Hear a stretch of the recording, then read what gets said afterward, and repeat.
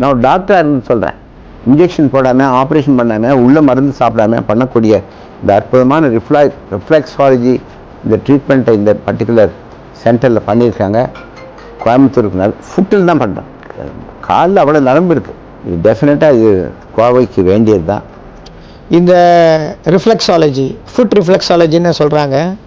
இது நம்மளுடைய கால் பாதங்களை வந்து புத்துணர்வு பெற மாதிரி ஒரு முயற்சியை பண்ணியிருக்கிறாங்க. அப்புறம் ஆக்டிவாக ஃபீல் ஆச்சு.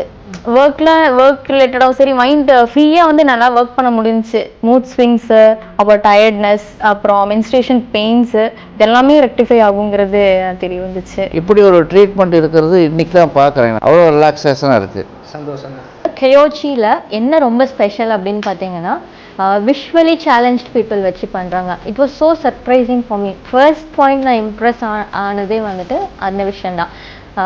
So I am planning to take sessions every 15 days. கண்டிப்பாக நம்ம செஷன் எடுத்துடலான்ற ஒரு கான்செப்டில் தான் நான் இப்போ வந்து போகிறேன். ஸோ நீங்களும் இதே மாதிரி பெனிஃபிட் ஆகிப்பாங்க.